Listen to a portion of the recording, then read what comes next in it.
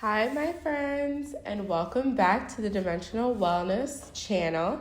I am DeeDee, and I'm so glad to be here with you today. Today, we're going to be doing a fun past life reading. It's going to be pick a card. You'll see the timestamps below. So we're going to have a Selenite star, which will be pile number 1. We'll have the Labradorite heart, which will be pile number 2. And then we'll have the Lapis pyramid, which will be pile number 3.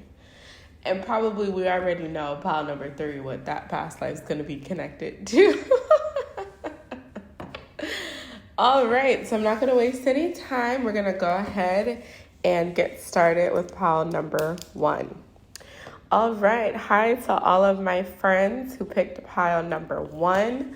Let's see what past life is coming in for you with the Selenite heart. And let's see what the overall message is. So the first thing that I want to say is that China is coming up for me. China, Japan, the Middle East, like the Asian continent. But specifically, I believe that there are some things that are going on present day with China that would be very significant to your personal past life. So that's interesting. And I already see, so in the card deck I'm using, there's a card that is associated with get another message. And so I have that card already out. So we're going to have 2 messages for you, which is fun. If you don't know about selenite, selenite is actually connected to Selene, the Greek moon goddess. And so I'm already sensing maybe you're connected to the moon. Maybe if you're not really into astrology or something like that, it would be good to start looking into moon phases. You might be a person who is really, really sensitive to the different shifts in the cosmos and things like that. So I can tell certain alignments that are coming up, like I can tell when Pluto is moving like towards Capricorn or Saturn or something like that. There are certain themes that start coming up in life. You know, I can tell when there's a solar flare because I start getting highly irritable, a little bit out of character, and extremely tired. Did I already say that? Extremely tired. Like camel's thirst, dry desert type of tired. So it's something like that. So let's see what's going on. So in this past life, the 4 of Pentacles is coming up in reverse. So I believe that there's definitely some scarcity around money, or there could have been, you know what I'm kind of seeing? Like,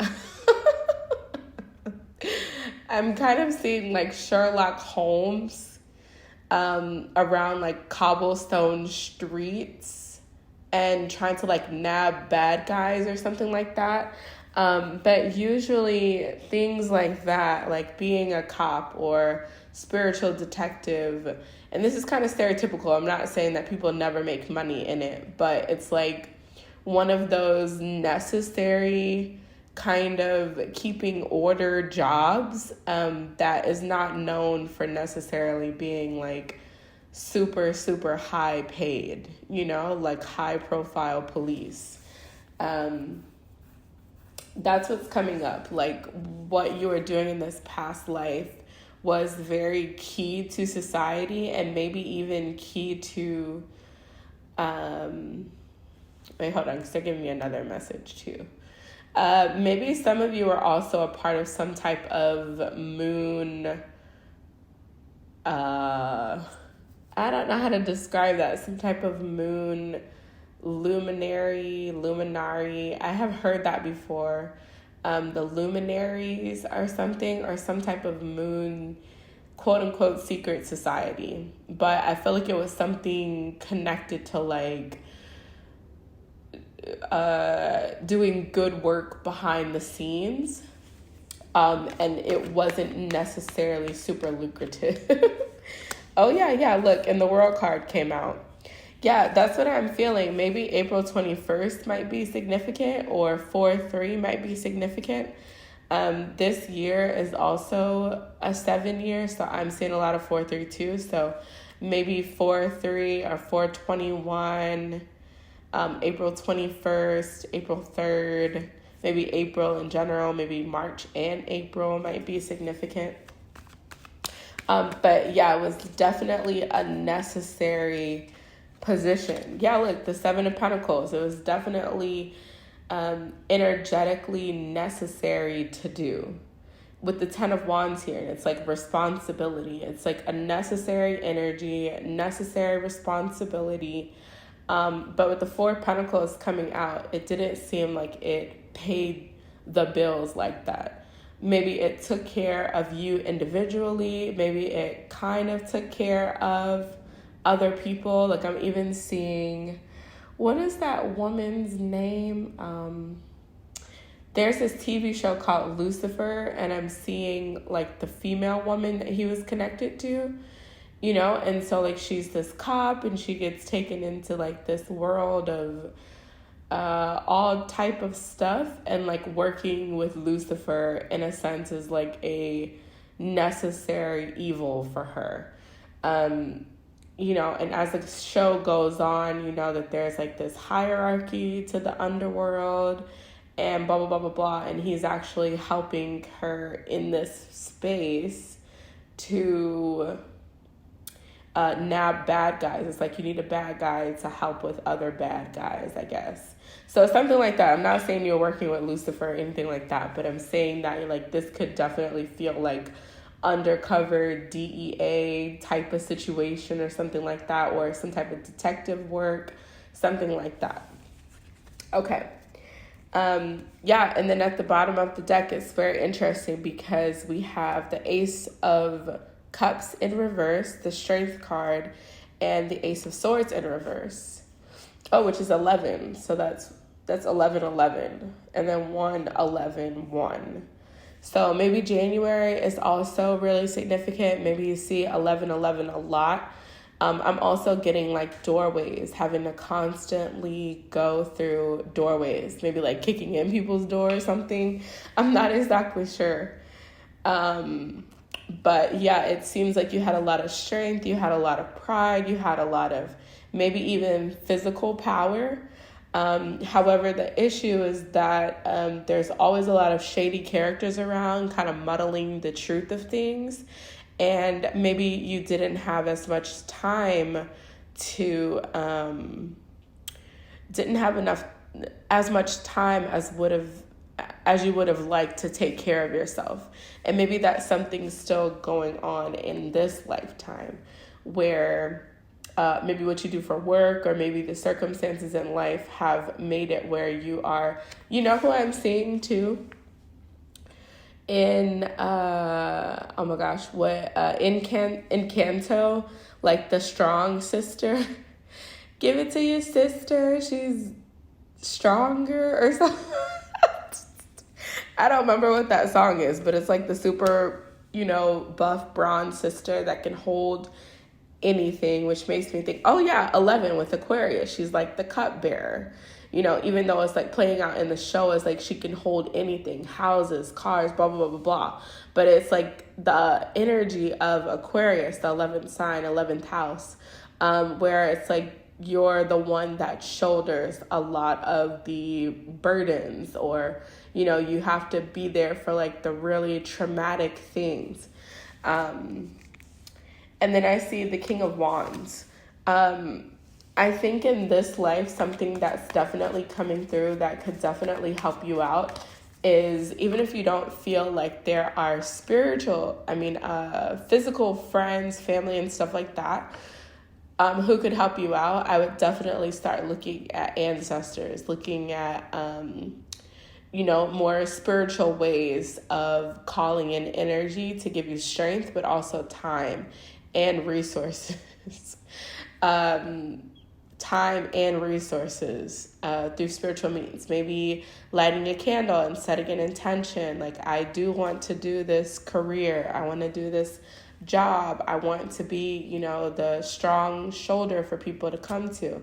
But I also do have my own needs and my own desires. And so help me to bring in time to take care of myself. Receiving gifts and energy exchanges, things like that. It's going to be really critical for you to do that. So I also see the Chariot card out here in reverse. Oh, with the Ten of Pentacles in reverse. And it's like, I feel like you're the type of person that rejects opportunities or rejects money or any type of exchange for something that you feel like is necessary for you to help with. And don't keep doing that. Don't keep doing it. You want to ask for them to bring it in ways, you know, like if you don't want to take it as like a one-on-one transaction, then you can look at taking it as, you know, like you randomly find money or something like that. Or, you know, someone out of the blues, like I was just thinking about you and I got some extra money and I wanted to bless you with it. You know, like you can ask for more indirect ways, but you definitely do need money, resources, and to take care of yourself in this lifetime, all while doing the necessary jobs. So I went ahead and I pulled your second spread already. And at the bottom of the deck, we have the Moon card in reverse, which Selenite is talking about the moon. It's talking about deep emotions. And having to hold all of these emotions.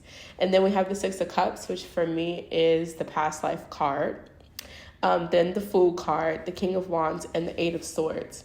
I think that another message for you is that you get a lot of, you know, connections to your dreams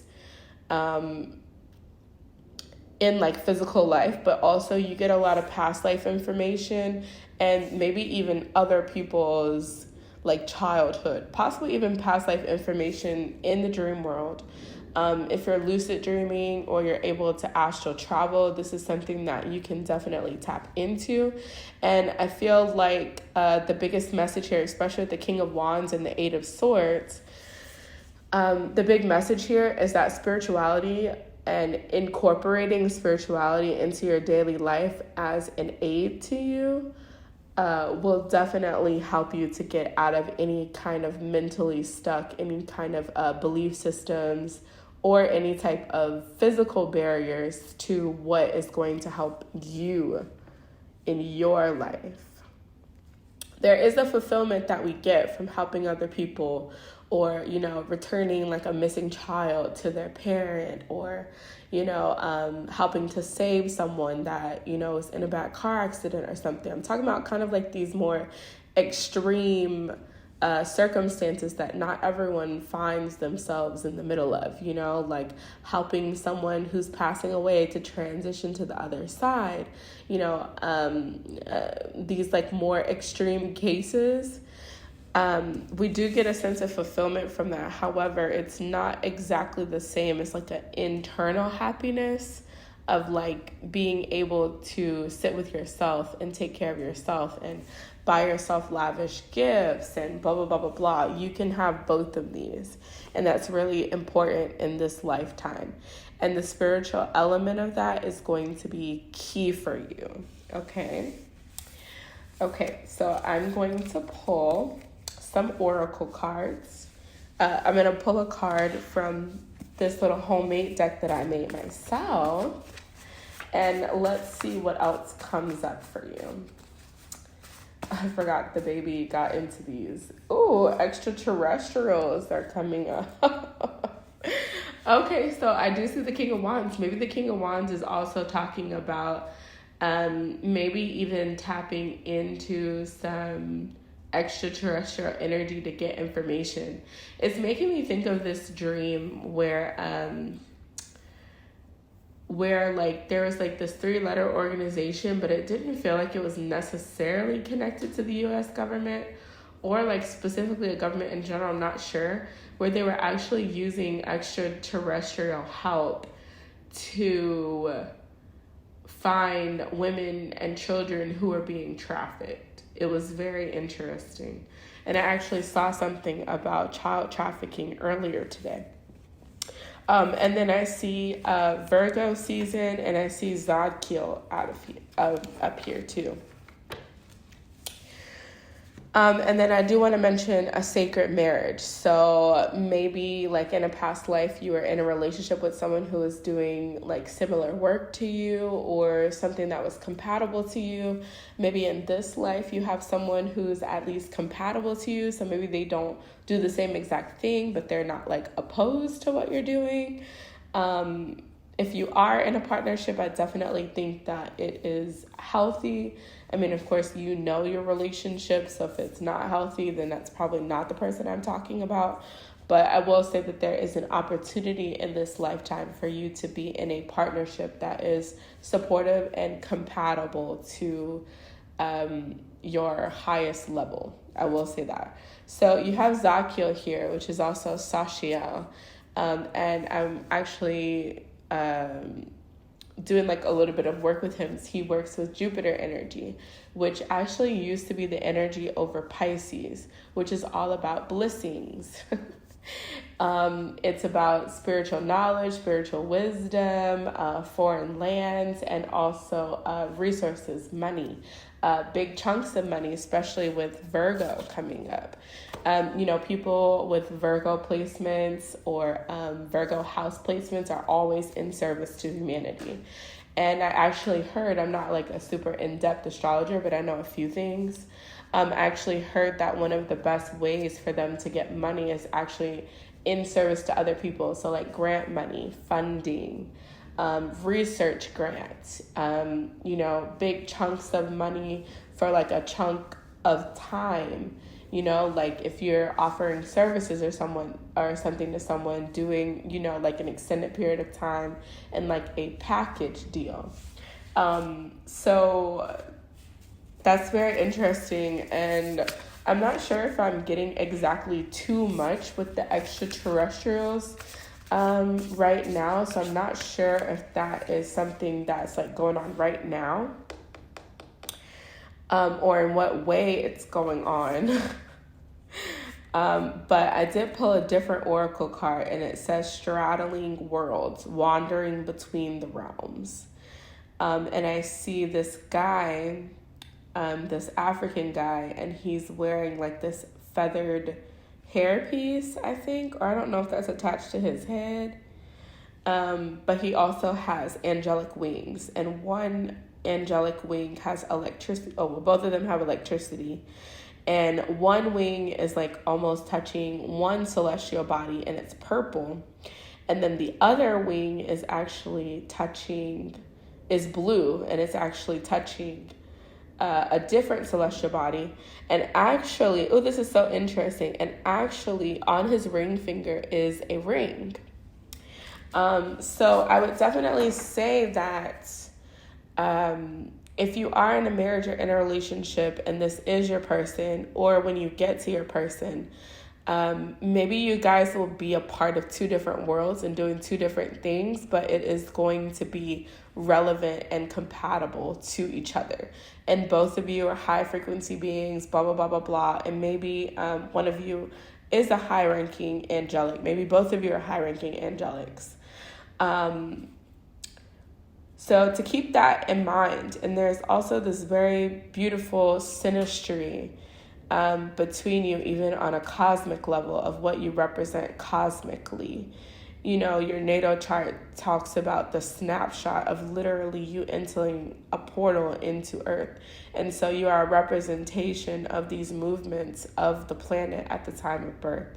And so you are people, but you're also representing literally a point in the cosmos. And so that synastry is a really big deal. So it's actually 11:07 right now. So that's an important number. I see 17 to go along with that. I see 52, which is another 7 to go along with that. I see 75, which is another 7, and 5, which is 3, because I also see 45, which is 9. So 3, 6, 9, and 7s are super, super important. 17 and 8 is also important. And then as a final message, I see the card that's called the Disowned Self, which is number 46, which is 1. And this card talks about regathering the parts of yourself that people have rejected, disowned, made fun of, and things like that. Maybe there's a big aspect of your life that could be on hold, or it doesn't feel like it's really moving because there's still some trauma associated with you, like taking it by the horns and going for it. Okay, but the universe, your partner, everyone, your ancestors are all by your side, and they are all nudging you forward. So let's get that shadow work done. Let's call up the extraterrestrials and let's get it going. You've got everything that you need, and maybe even picking up selenite would be a good idea. So that's what I have for you to all my friends who picked pile number 1. Make sure that you go ahead and comment down below how it resonated. And if it doesn't quite resonate right now, that's fine. Sometimes the readings are kind of like a road sign to what's to come in the future. So maybe it'll be unfolding over this year. It's a really powerful year. Go ahead and like it and share it. And I think especially if it's like not exactly resonating right now, I would put it like in a folder of like videos to go back and listen to, like on YouTube, make a playlist and come back and listen to it like in 3 months or something like that. All right, my friends, I'm sending you lots and lots of hugs, and make sure that you subscribe and come back and see me. Well, listen to me right now, but there will be visual podcast. So that is what I have for you, all my lovely friends who picked pile number 1. And now I'm going to go ahead and move on to pile number 2.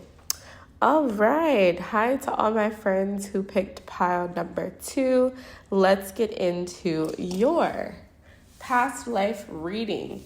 So you picked the Labradorite pile, which this is kind of fun. It reminds me, so maybe there's some Aztec, Mayan, Mesoamerican.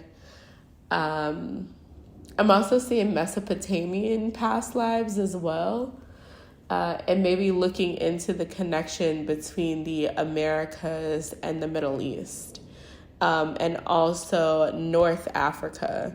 So there's a specific city in North Africa that was called INWN, I believe. And they are connected to the Anua, Inuits, and there's another group in Malaysia that I cannot remember what they are called, but they are all connected, and they're showing a connection to Mesoamerica also. Guatemala, Ecuador, things like that. But Labradorite, I actually first saw it, and maybe you first saw it too, as the rainbow stone in Dragon Tales. And so you know that in Dragon Tales, they have Quetzal, who's Quetzalcoatl, who is the feathered serpent. And of course, Quetzalcoatl is connected to, I believe, Hermes, I think the Urius in Egypt, probably Tot. So there's definitely some Egyptian, North African, Berber, probably Ghana, Bantu connections, okay? So a lot of different places are coming up. And I also saw Celtic druids as well, and dwarfs. So look into African dwarfs, autochthons. There's a lot of that coming up. So Labradorite, I believe that it's really, I know it's strong in the third eye, but I think that it's also like a really good protection stone from psychic influence or psychic attack, or any type of psychic manipulation. That's what I'm seeing. And so from the past life to this life, this is very important for you in this lifetime and also for your family.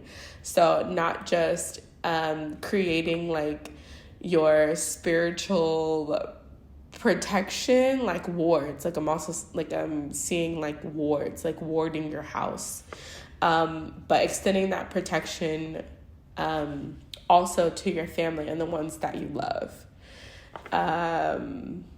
Maybe also in the dream world as well.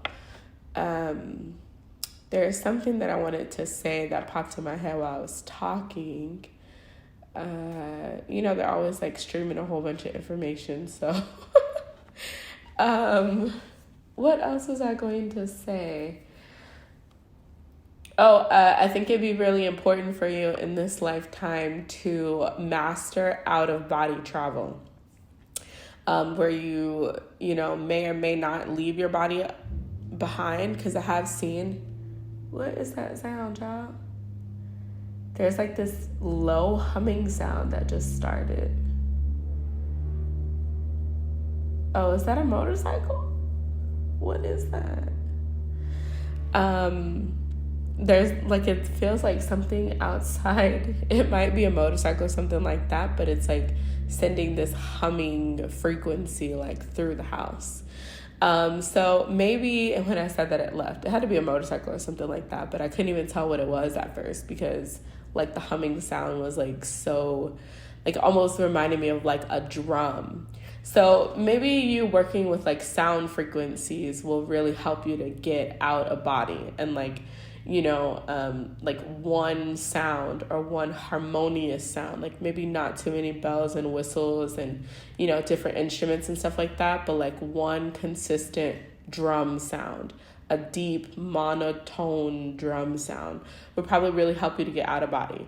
And I was going to say you could leave your body behind, but I've seen in dreams where I'm able to be consciously within two bodies, two different versions of myself. So it's not like you necessarily have to like get out of body and completely leave your body like unattended. You can develop a skill to do both, to leave your body and still check on your physical body intermittently, I guess, or something like that. I feel like that's going to be really, really key for you, because there's like a whole world of you being able to show up in like your family and friends' dreams and like help them at night. And maybe it'll even extend to people that you don't know. But there's different levels to it. But this level that I'm talking about is where you are actually consciously in their dreamscape, like that SpongeBob episode where he was like in people's dreams and like they recognize him and stuff. Like that level of it. So not just them saying like, oh, I saw you in a dream, but like they wake up knowing that you are there and helping them with things. That's going to be important. I feel like it's been important in past lives too. Okay, so let's get to the card. Okay, so the Six of Wands in reverse, the Temperance card, and the High Priestess in reverse. Okay, with the Seven of Cups, the Knight of Wands in reverse, and the Ten of Pentacles. Three of Cups in reverse. Let's see. Oh, and I do want to mention the Empress, like an honorable mention here. It's interesting because I'm getting two different messages. So, in a past life and what's kind of in this life too, especially with the cups coming up and the Labradorite heart, which cups in the tarot represents emotions, how we relate to other people, very interpersonal relationships. So in a past life, this could be literally talking about a love relationship and like a love triangle type of situation, or maybe like non-committal to relationships. I'm not exactly sure. But with the Six of Wands, which is usually like a victory card, a success card coming up in reverse with Temperance and High Priestess, it makes me feel like in a past life, you had a lot of the spiritual mojo, a lot of connections. So you would have been a healer. You would have been, psychic. You would have been very, very spiritually advanced, and maybe a multitude of modalities, and maybe that's because you have had ancestry from multiple different places or incarnated in multiple different places. So you're like well-rounded spiritually, I would say. However, in the past life, what you're bringing into this life and what's the most important part about this life is there's still some information about discernment that is key here. There's a spiritual upgrade. Nine of Wands is my spiritual upgrade, that there's a spiritual upgrade that's waiting for you to grab it. And you have to actively do something in order to pull the spiritual upgrade in, which is usually some type of shadow work. And there's something about 3 times 7 is 21. And for you, I feel like maybe it has to do something around being the age 21. There's something about discernment, which has to do spiritually with kind of, how would I describe that? There's something about grappling with where someone is currently and what it would spiritually take for them to get to where you can see them going. So let's say like you have a friend or family member who's really strung out on drugs, right? And so you spiritually can see for them, like all they have to do is get off the drugs, then they have to follow this dream. And then like they'll be this awesome, wonderful person. And then you guys can work together and you can help out, these disadvantaged communities and stuff like that, right? And so you have a very good view of what the future could be. You have a very good understanding of maybe how they got into drugs, maybe the emotional barriers, maybe emotional blocks, maybe trauma that they have endured that got them to this point, and all the shadow work in between time that would have to be done for them to get to like this golden level of themselves, right? And so you have this very intricate ability to look at past, present, and future and what it would take to get to that future version of self, which is, their golden path, right? With an asterisk mark, and this is what you're learning in this lifetime, which would be very, very good to work on, is the discernment, though, of realizing that some people's traumas, and this is probably not going to feel comfortable to listen to, but unfortunately, some people's traumas in this life are too heavy for them to lift it this lifetime. Some people, unfortunately, what we have seen in life is that some people are going to have to do it again. And the things to consider about that is like, number one, the positive silver lining is that eventually they will be able to do it.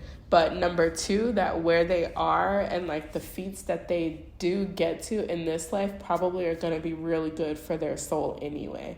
Like in the sense of like, if all they're able to do in this life at the end of it from like a very basic standpoint is get off of drugs.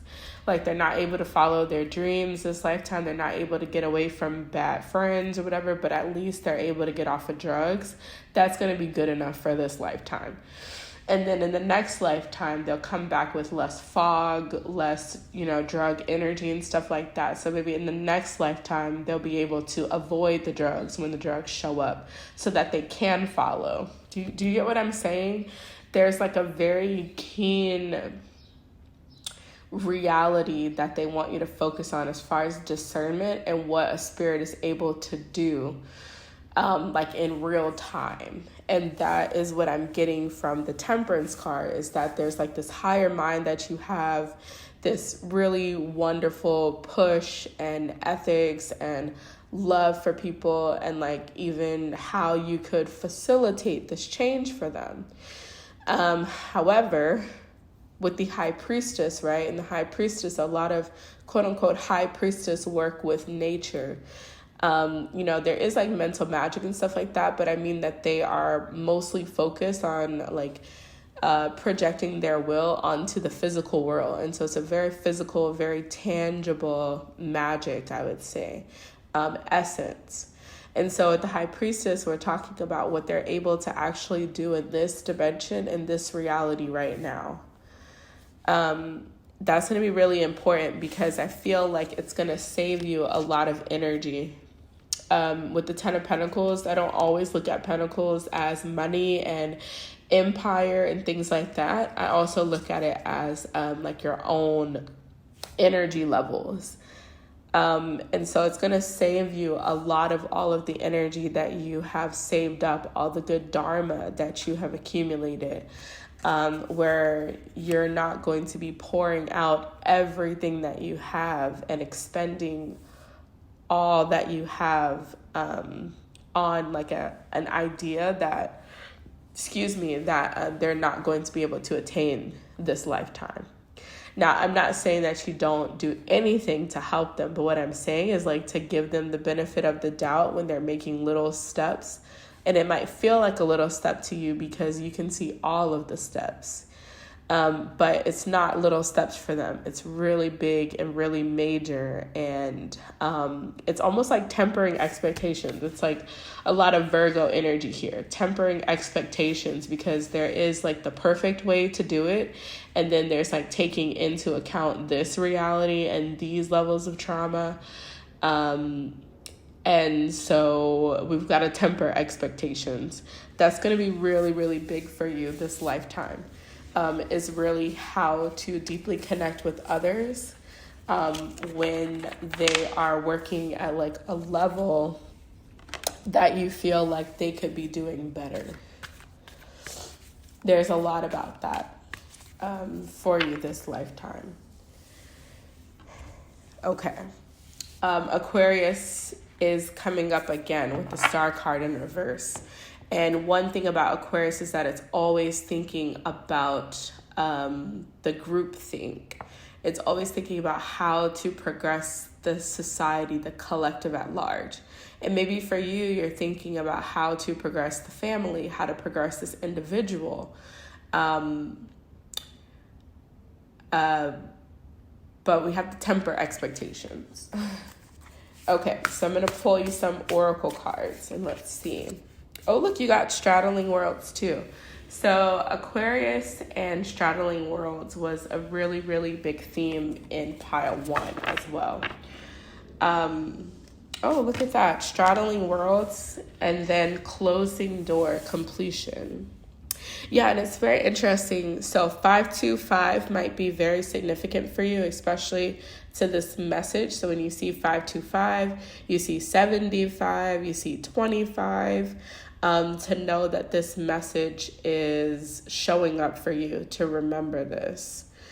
It was interesting because I was going to say that the difference with pile 1 is that it was more of like their, like, let's say divine counterpart and them coming from different worlds. But for you, the first thing I heard was Janus. And Janus is the Roman god of doorways, and he has 2 heads. And the number 11 can also represent 2 columns at a doorway. 11 can represent an opening or a gateway. And that's what I'm seeing with the closing door here is an archway, a doorway. And it's talking about these different doorways of consciousness.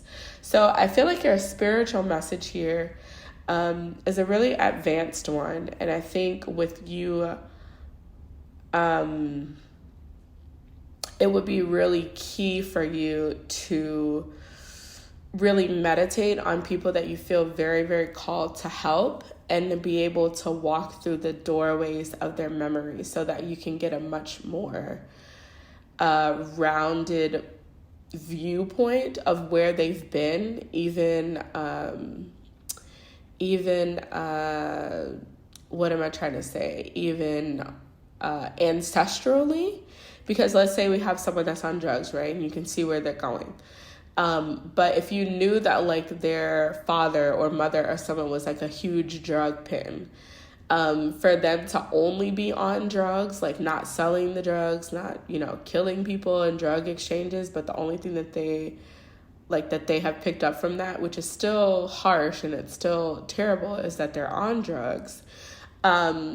You would be able to accurately assess that where they are is a step forward from where they've been, and they've done a lot of internal work to move away from a lot of things.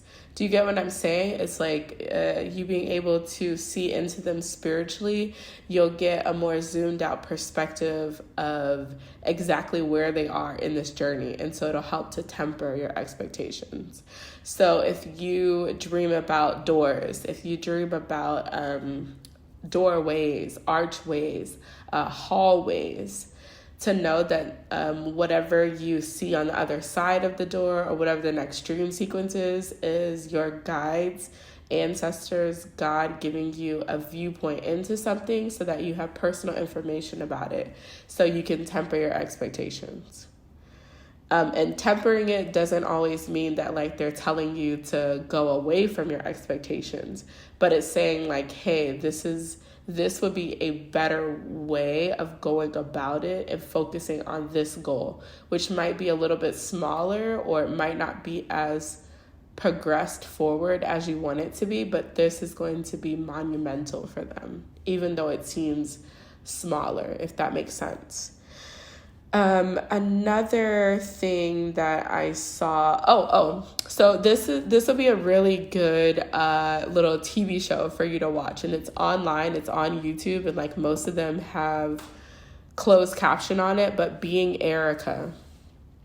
Now there's some like, risque scenes, I will say that, but it's not too bad, but it's a really, really, really good TV show to watch and look at. Being Erica. Okay, so we're gonna go with your final messages before you get back to your wonderful, wonderful day. And this is gonna be from my own little oracle deck that I made. Ooh, sexy time. And then Wingardium Leviosa. Okay. And then the last one is so it's a huge lump sum of money, riches, and gifts, but it came out in reverse. Orishas. Interesting. And then the numbers add up. Okay. So some other numbers to look for are 222. 9, which is also 333, and 888. Okay, so that is like getting creation, abundance, and wealth through bridging the gaps of polarity. Okay, so the Orishas are also starting up, so magical. Okay. The Orishas are also showing up here. 529 might be important, like maybe May 29th or something like that might also be important. So I feel like this is kind of sort of a separate message. I'm not exactly sure how this is connected right now. But Wingardium Leviosa connects to like the Harry Potter spell about levitating things. And I feel like, and I'm going to keep this very PG. I'm going to keep it very, very PG. Hold on, I had a phone call. I wanted to make sure it wasn't messing up the audio. Okay, I'm going to keep it very PG. Something personally that you can work on in this lifetime when you have a trusted partner, hopefully someone that you're married to in a really good relationship with, that during your intimate time, you want to get to a point in intimate time where you are able to travel out of body. That is a thing, where sexual energy can actually send you to places in the astrals, in the dream world, and probably astral projection in general. And so if you're having problems with money or resources or anything like that, we don't use our direct sexual energy to exchange for money. But what you can do is utilize this bliss state. So if it's not blissful, we want to work on that, because sexual intimacy is a doorway, it is a gateway to a certain type of energy frequency when it's high vibrational. And so what you can do is through this springboard of energy, you can actually go into time periods or parallel lives or parallel existences, or like into a future that you want. That's why I'm saying being Erica would be really good for you to watch. You can actually go into that time period and figure out how you got to a place of wealth and stability. And then what you do is kind of backtrack from that and line yourself up to that reality. So like, let's say you use this energy and you go into a dream where in the future you're some type of fashion designer with a whole lot, like a fashion empire. Maybe use a portion of those proceeds to help out in impoverished countries or something like that. And let's say like you totally don't know anything about fashion right now. Then the first thing you would want to do is to start watching fashion videos. First thing you want to do is like start sketching out, things like that. And then as fashion starts coming into your life from you thinking about it, you start paying attention to it. And then eventually you align yourself up with this version of self that has this wealth. Okay. So that's the same thing if you want to, like, let's say, be more confident. Then you go into a dream and you have a dream about, this very confident, oozing, command and, presence and main character energy, whatever it's called. Then you'll like look at how she's dressed, look at her hair, look at her shoes, and you want to start matching yourself up to that. That's how you start aligning to those frequencies. So that's something that I'm also doing in my life too. So I don't have it down to a science, but I have used that before. And it has definitely got stuff moving. So for you, I feel like there's definitely a gateway through sexual intimacy with a safe partner. If you don't have a safe partner, I get that partner out of your life, and then just have sacred intimacy with yourself. So this is manifesting through sacred, clean, sexual, intimate energy. Okay. And like I said, something about the Orishas. One little word of caution is that it's very few, like, quote unquote deities, because like in my personal opinion, I think that most of them are really just like really ancient ancestors and stuff like that. I would work with certain energies and things like that if you really feel called to it, because they are, I believe most of them, probably 98% of them are ancestors. And so they're within your bloodline or somebody that you know. I would definitely look into and ask questions about their own romantic situations. I don't know if like I would tap into Zeus and, be like, help me with my relationship. Do you know what I mean? And I don't know if that's like exactly his story or that was like, how they explain astrology or whatever, because I haven't specifically come across him in any type of, romantic situation or anything like that.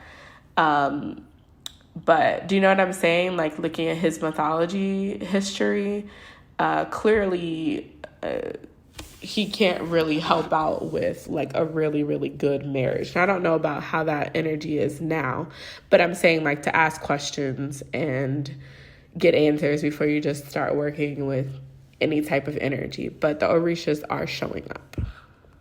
So that's what I have for you, all my wonderful, wonderful friends who picked pile number 2. Make sure that you comment down below and tell me how it resonates. If it doesn't resonate just yet, because sometimes it's talking about something going on in the future, and the reading is more like a roadway of like, 10 miles ahead, 10 days ahead or something like that. Make sure that you save it, put like a playlist together of like videos that you need to go back to. And then come back to it in a few months and see if it resonates. Like I said, your numbers were 52, 25, 7, 222, 333, 999. yeah, so make sure that you also share it with someone else. That'd be fun. And subscribe so that you don't miss my other videos. And now I'm going to go ahead and go to my last but not least pile. That's pile number 3. All right. Hello to all my friends who picked pile number 3. You picked the Lapis Lazuli pyramid, which I'm sure Egypt is coming up. Okay, interesting. So the first thing that I saw was, of course, Anubis.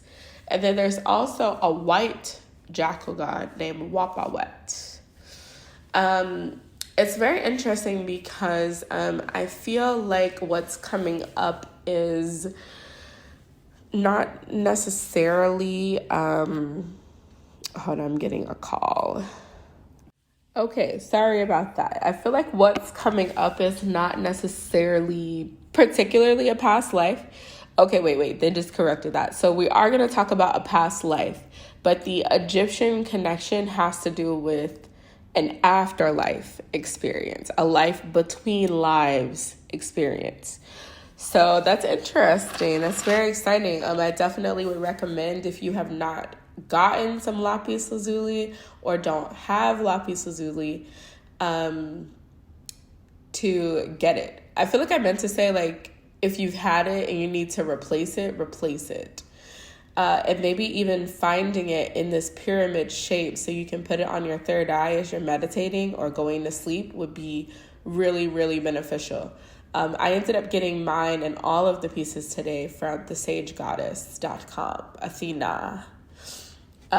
Which is fun because Athena is also connected to the sky goddess of Egypt, Neat, or Net, but also Newt, like Newton, NWT. I think they also call her Nut, but also Net. And so there's, some spider webs, matrix connections, all type of stuff. Okay. So let's go ahead and get into the past life first, and then we'll talk about the life between lives. Okay. Well, I already see might get more information, so that's just a confirmation. Oh, look, a black cat just walked right on by. So my black cat guide is Amara, which also is like mother of Ra. Amma is mother, Momma, and then Ra is the sun god, who's also Ray. And that's where we get like rays of sunlight. So I see the 7 of Swords coming out with the more information card. So I believe that in this past life, there were a lot of secrets about something. And so either like in the afterlife, it's something that you had to walk down the halls of Amenti and make amends with something, or something was revealed to you after life. And that is what is coming up in this life. So maybe if you find yourself attracted to, let's say, occult things, or being a part of, secret programs, or, find yourself always looking into, clandestine kind of things, this might be why, because you've had soul experience with this type of information or with these type of energetics. Maybe even there might be a little bit of a nudge to look into those type of things, because since you have soul experience with it, this might be very relevant for you. Okay. So 7 of Swords, when I see it, it means that the secrets are coming out. So it's already in the works of the secrets coming out. Look, the 4 of Swords. So maybe in this life, because this is also 11, 7 and 4 is 11, which is my doorway card, which would be doorways to different levels of consciousness and things like that. I'm getting the sense that maybe sometimes you find it difficult to get into meditative states, or you find it difficult to reach certain spiritual feats. There's probably some more information about why coming up. Yeah, the Ace of Cups in reverse And then I see the Queen of Cups in reverse. And then the Chariot in reverse with the Star card in reverse at the bottom of the deck. Yeah, and even the Star card represents Aquarius, which represents 11 and the 11th house, which is 2 wands, which is also a doorway or a gateway. It's also in reverse. All of your cards are in reverse. All of your cards are in reverse. And there's something I was going to say about the Ace to the Queen. The Ace to the Queen. So like the Page would be 11, the Knight would be 12, and the Queen would be 13. So 1 to 13, maybe 113 might be significant. Maybe the 1st to the 13th of a month might be significant. So like in that sense, the Queens are also kind of reflective of the Death card, because the Death card is number 13, which of course, sexy time is intricately connected to death, because once you're born, you inevitably will also die. Which probably sounded a little bit morbid, but sorry. There's something about that in 23 also. And then the Chariot card. Let me kind of sit on this because, oh, no, this is not the Chariot. This is the Hierophant in reverse. Yeah, I was like, there's some type of divine wisdom. Actually, I'm going to get out my other tarot deck. I'm going to get out the Muses Tarot right now, and I'm going to pull a few cards to kind of see exactly what this energy is talking about, because it could go a lot of ways. The Sun in reverse, 7 of Pentacles, 5 of Cups in reverse, and the Magician. Okay, and what's underneath that? 8 of Swords, 5 of Swords, 2 of Cups. Okay. That's kind of what I was feeling. It seems like in this past life that you felt like your spiritual information, wisdom, oracle, prophecy, or something like that was taken advantage of by someone. Whether that's like a deity or entity that you were like a priestess for, or maybe there are people around you who knew about your gifts and you felt like they, tried to exploit them, or there's like some type of energy like that.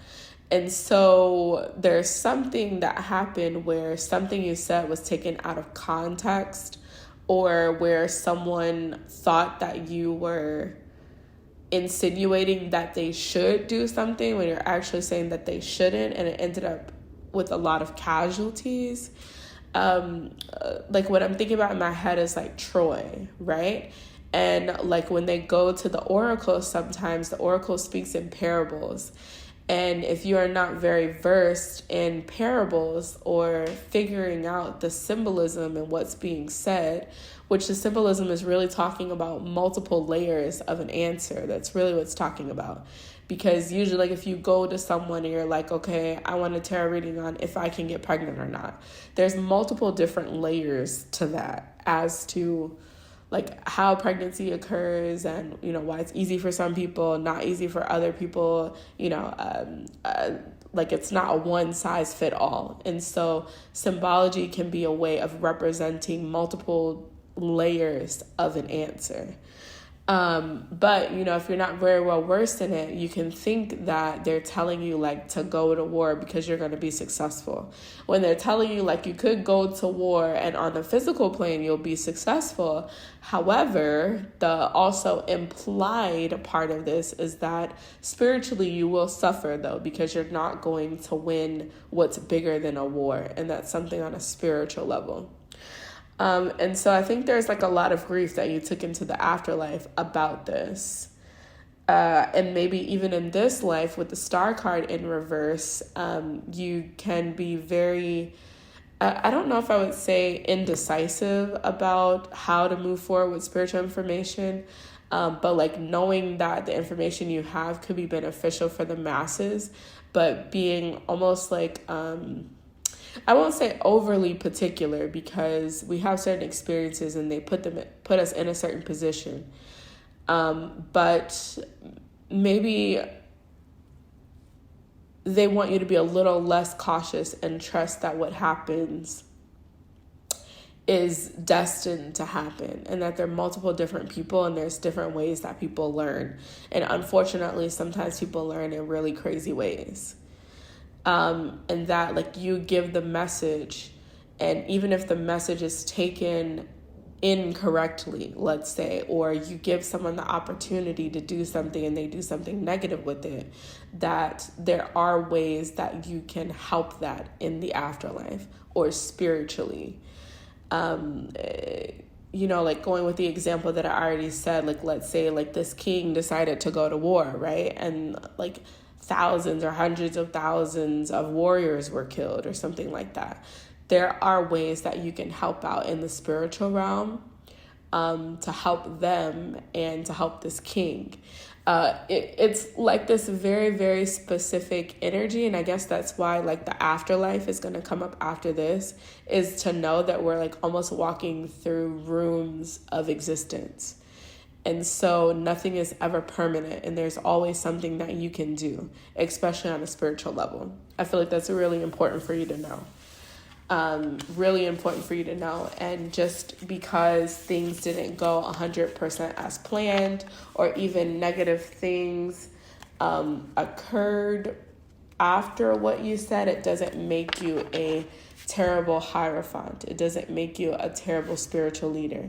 It doesn't make you like not the right person to give information on the world stage.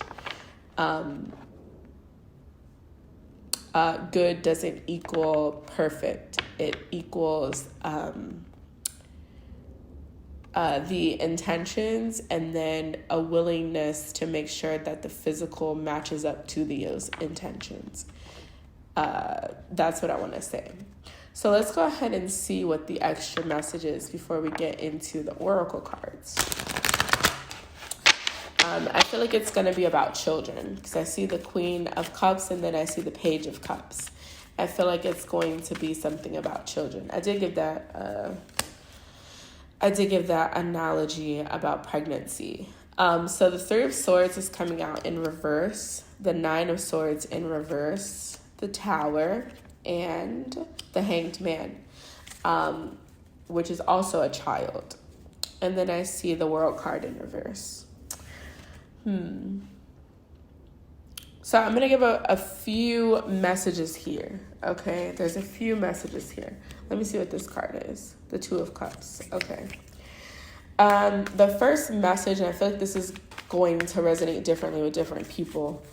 The first message is that if, like, one of your dreams in this life is to have children and it's not happening, if that is your story, then what I would tell you is that it's going to be destined to happen when you come across a partner who can really be in this child's life.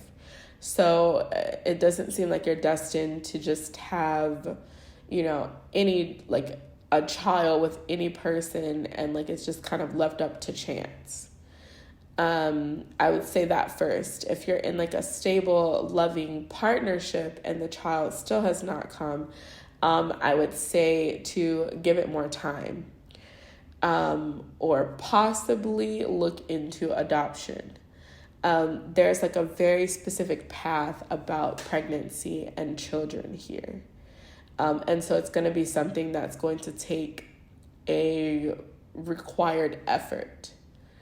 Some people, they're able to just get pregnant and have babies. And some people it takes more time for. It seems like in general, it's something that's going to take more time.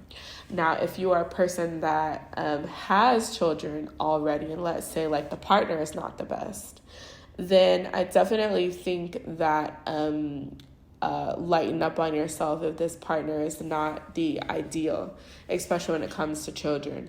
And what I would tell you is that you can have another partner who would be a really great counterpart in the household, and over time that will help the child's father or children's father eventually. to really try to restrain from being in, active combat or whatever with this child's father, and give that time. Like, that is coming through as like an aspect of your life. However, it doesn't have to be the main male relationship or female relationship that you have. So if this is a woman, focusing more on, as much as you can, focusing on yourself and the children. And then if a relationship opportunity comes, make sure that you're very diligent about the next person that you introduce into your life. Make sure that this is someone that you would want to build a family with, that you would want to settle down with, that you would want to, spend the rest of life with, and that this is going to be a healthy partnership. Be very intentional about that. If that's not the case and you're in a really good relationship and you already have kids, I feel like you're going to serve as a example to maybe your children's friends, to other children around. You might find that a lot of your children's friends don't come from, a stable household in that sense of a two-parent household. And so I feel like you're being asked to kind of be in a position of like extra parents. Like, this seems like a very specific situation of like not just being hands off, I guess. Like, you want to get to know their parents, have play dates and stuff like that. You want to know who their little friends are. Like, you want to be intricate in this. Like, if they have friends that change, you want to know about their new friends. Because it's going to create a really, really solid community.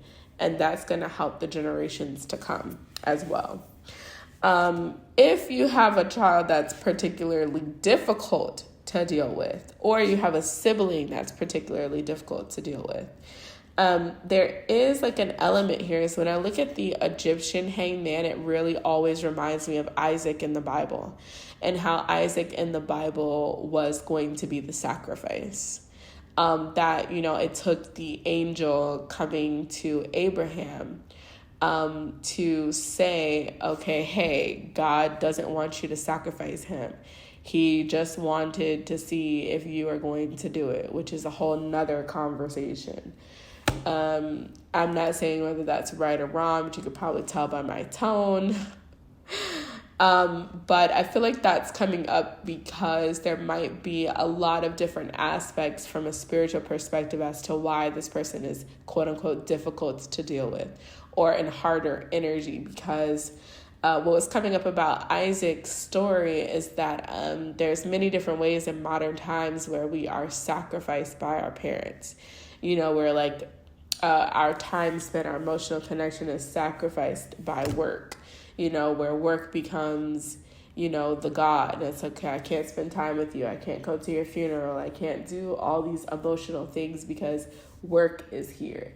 I have a dream. The dream is here. Even spirituality, sometimes spirituality is here, and to be very, very, as much as you can be very, very open to the idea that this person that has a more rough around the edges feel to them, could feel like they were sacrificed in some way, could feel like they were left out to dry, could feel like they were not accepted and loved, could feel like they were not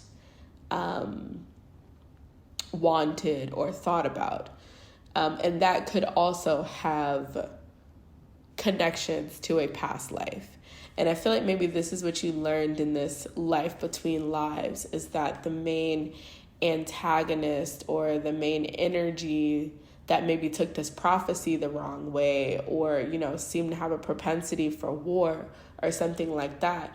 Maybe you could have learned in the life between lives that they had it very difficult, and that a lot of people have these, propensities and stuff for rage and anger because in some way they feel like they were not loved. And that is very crucial to a child's development, especially when they are young. So let's go into the oracle cards. That was a very intense message, and even to look at that in this life. So I see 1213, and then I see May, and then I see Mutz or Mata. That's what I saw. So, and I also see the Black Pantheress. So I see 147, I see 87, I see May, which is the 5th month, and then I see 5. So there could be something significant about May 12th or May 13th. That could be a thing. 34. And Mut is also over the underworld as well. She also is connected to the word moot, which like a moot point is like a dead end. Moot had to do with mute, like to shut something up, to shut something down. And it's also connected to death. So let's see. I'm going to read a little bit on Wikipedia about it. Because Wikipedia is our favorite information site. But I'm joking. Okay, let me see. Okay, so Mut or Mot or Mut was a mother goddess worshipped in ancient Egypt and the kingdom of Kush in present-day North Sudan. Her name was pronounced Mata. Oh, yeah, I think I did write that down. Mata. Oh, okay, so mother. In the ancient Egyptian language, she had many different aspects and attributes that changed and evolved a lot over the thousands of years of ancient Egyptian culture, which makes sense. She has a vulture crown on. She has an ankh in one of her hands. She has no shoes on, and she holds the double crown. Okay, so yes, her symbol is the vulture. Her parent is Ra, her consort is Amun, and her offspring is Khonshu. Her siblings are Sekhmet, Hathor, Ma'at, and Basset. And she was considered a primal deity associated with the primordial waters of Noon, from which everything in the world was born. She was said to have given birth to the world through parthenogenesis, but more often she was said to have a husband, the solar creator, Amun-Ra. And she was the mother of the lunar child, Khonshu. And they were part of the Theban triad. Okay, so let's see. Okay, and said her other major role was as a lioness deity and Upper Egyptian counterpart to the fearsome goddess Sekhmet. Where is like the death thing? The Sekhmet connection, but where was the underworld connection? Let me just put in underworld. Let me see.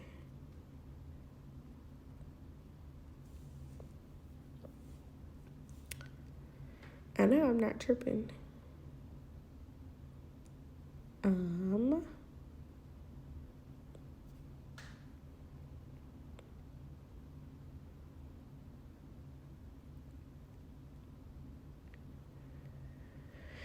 In the Iron Age, Mut was also associated with the underworld as a protectress of the dead. It's widely agreed that the passage's recurring references to an...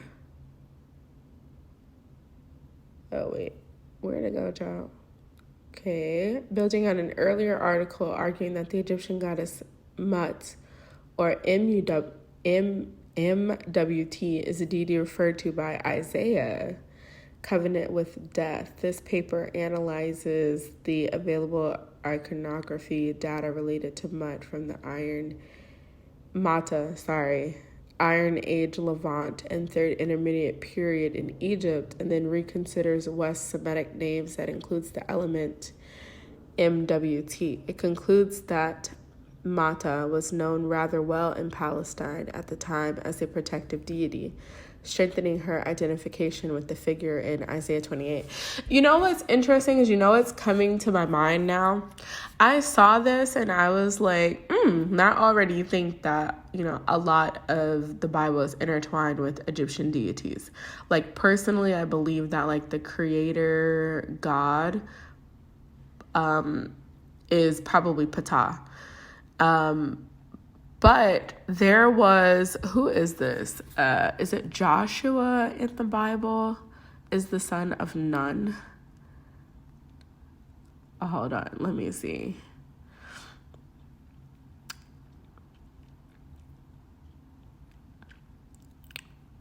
Who is Nun in the book of Joshua?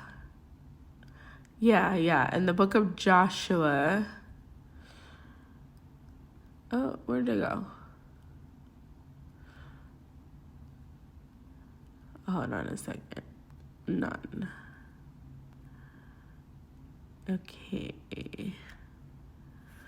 so understanding the name of Joshua helps us understand Joshua's role in history and in the Bible. As Jesus himself said, Moses spoke of him. Could it also be that Moses saw something of Christ in Joshua? Or something of Joshua in Christ? To say it differently, when Moses named Hosea, Joshua, he gave the son of Nun a name that both anticipated Joshua's role in history, bringing Israel into the land, and prefigured Jesus Christ. The greater Joshua would bring his people into his father's presence. In this way, Joshua is clearly a type of Jesus. In the book of Joshua, we see that the son of Nun is promised the presence of God and called to meditate on God's word. And I want to say that it's Joshua and Caleb who actually make it out of the desert, I believe, into the promised land, I believe. And when I saw that, I was like, oh, Nun is an Egyptian deity. The primordial waters of Nun, which is very interesting because in Christianity we have nuns, new nun, oldest of the ancient Egyptian gods and father of Re, the sun god. Nun's name means primeval waters. And Nonet was supposed to be the feminine, which is very interesting because, look at that. In Memphis, Nun was associated with the creator god Ptah, right? In the form of the composite deity Ptah Nun. Both gods are described as the father of the sun god Re. See, look at that. And it's 12:11. It's about to be 12:13 in a few minutes.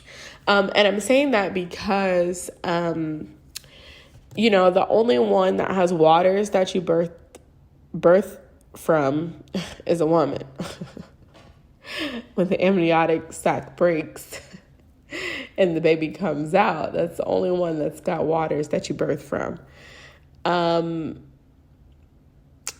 That's a whole nother conversation. But I think looking into this Ptah Nun connection, I also believe that Ptah is the deity over the Freemasons. That's like a whole nother conversation that we don't have time for right now. But I would definitely look into that because Ptah is called the Grand Architect, the Master Architect. And that's a lot to go into. But my number 1213 is symbolic of the transition from the 12th dimension to the 13th dimension, which I believe that the 13th dimension is where you have what I call the oversoul. And so this oversoul is not within the quote unquote duality game that the other 12 can be a part of. And so that's like a doorway from duality to non-duality, which I associate with like grandparent wisdom. And so it's going to be really important for you to tap into these nirvana realms, these heavenly realms, these realms of really, really high frequency that are not, let's say, like tainted by low frequencies. And figuring out how to get into those states to pull information from them. I feel like that's going to be really, really important, because maybe with Mata coming out, especially with the Black Panthers, which was that in this reading, I saw the black cat and I was like, oh yeah, the black cat is connected to Amara, who's the mother of Ra, which could be Nun, with Ptah being the father, Nun could be the mother. And I believe that was also connected to Amanet, which Amma is mother. I think you have some heavy hitters on your team, and make sure that you connect into that. There's something there for you to pay attention to. I feel like with this kind of past life imprint, you're going to have a lot of connection to mediumship and people who crossed over. And maybe even for some people, I feel like you'll have a lot of say or influence on people writing new contracts to come into a new incarnation. So that's very interesting. I'll also say that there's also possibly a connection to Shango, the Orisha god of thunder. And thunder for me is usually, especially when it comes to like deities and stuff like that, which I think are just, deified ancestors most of the time. The thunder is associated to the awakening experience. It is like the wisdom of God, kind of. I mean, you still have to like work through it and sort it out, but it's like a opening your eyes. And so you're able to perceive a lot more than before you had this thunder or lightning hit your consciousness.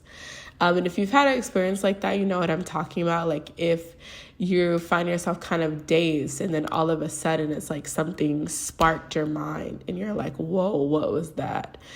Lightning strikes, kind of symbolic of this consciousness awakening. It's kind of hard to describe, but you'll know what I'm talking about. Probably eventually at any point anyway. So yeah, that's what I have for you today. That was kind of a lengthy situation. But maybe also Taurus is important, or Gemini is really important in your life, especially with Gemini and duality. And Taurus with the toroidal field, they both talk about the frequency of two. They both talk about duality. So yeah, that's what I have for you today. And if it didn't really resonate, make sure that you create a playlist of like videos you need to go back to, and then just come back to it in 5 months. But if it did resonate, leave me a comment down below. I'd love to chat about that, especially if you've seen any Ptah creation. Especially if you've seen any Ptah connections or Nun connections. I'd love to hear about that. So I also do believe that that's connected to Newt as well. That's why I wanted to call her Moot, because Newt is NWT and then Mata is MWT. And I believe that they are connected and associated to each other, if not aspects of each other. So yeah, and then make sure to subscribe so you don't miss any future videos that I post. And I will connect with you in the next one. I was about to say see you, but you can't see me yet. I will be doing visual podcast and visual pick a card readings too. So that's coming. All right, my friends. I hope that was very helpful. And brought is Mercury retrograde. Where is it? Because I could smell it. All right, my friends. Bye.